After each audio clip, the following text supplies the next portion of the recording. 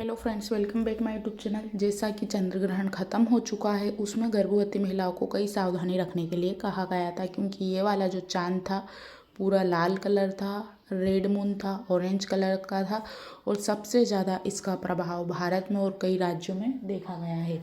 अब हम बात करेंगे कि ग्रहण खत्म हो गया उसके बाद आपको तुरंत क्या काम करने चाहिए जिससे ग्रहण का प्रभाव आप पर ना पड़े, गर्भ में पल रहे शिशु पर ना पड़े, क्योंकि गर्भ का प्रभाव कुछ दिनों तक रहता है जिसमें गर्भवती महिलाएं काफ़ी प्रभावित होती हैं।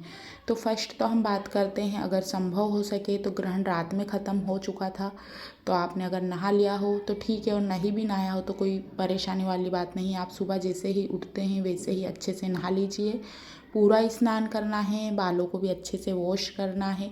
उसके बाद जो चीज़ों को आपने निकाल कर रखा था उसको दान कर दीजिए, जैसे शक्कर, आटा, दूध, कपड़ा, चावल, पैसे, चांदी का सिक्का। और अगर आपने नहीं निकाला है तो उसमें भी आप घबराइए नहीं, जितनी भी आपकी क्षमता है उतना आप इन चीज़ों का दान कर दीजिए।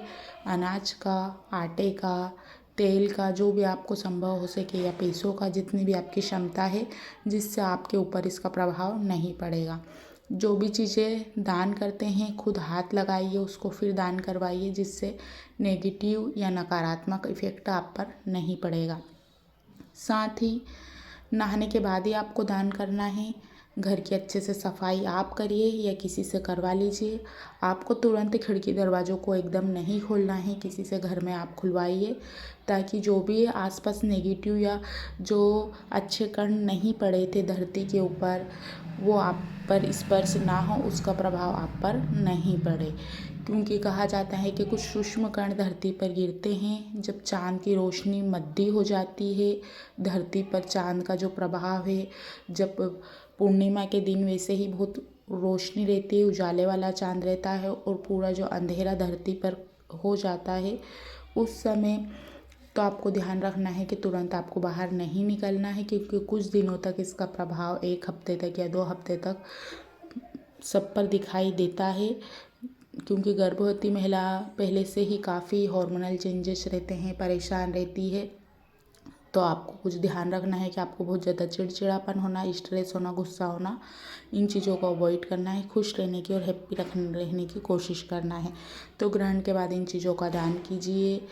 और साथ ही आपको मंत्र जप कर सकते हैं। आप किसी भी कास्ट से हो या किसी से भी धर्म से रिलेटेड हो, अपने गुरुजन का या अच्छे से जो चीज़ को आप कर सकते हैं वो करिए। जो भी आपको पढ़ना लिखना है, नहा धोकर अपने घर का पोछा झाड़ू कर पानी का छिड़काव करके पूरे घर में।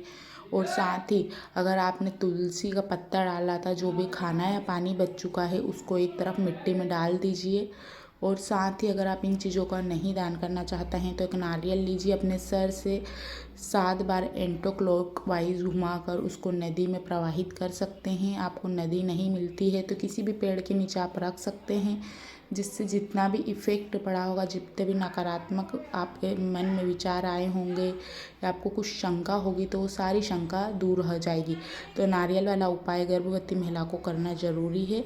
और आप परेशान ना हो, भले ही आप सोए हुए हों या ना सोए हो, आपने इन चीज़ों को फॉलो किया है या ना किया हो, आप खुद पॉजिटिव रहेंगे, सकारात्मक रहेंगे तो ज़्यादा अच्छा रहेगा। नकारात्मक रहेंगे तो बहुत सारे आपको ऐसे शंका रहेगी और कुछ कुछ होगा तो आप ग्रहण से उसको जोड़ कर देखेंगे। तो ये चीज़ों को ज़रूर कीजिए। सो फ्रेंड, आज की वीडियो में इतना ही। वीडियो को लाइक कीजिए, शेयर कीजिए।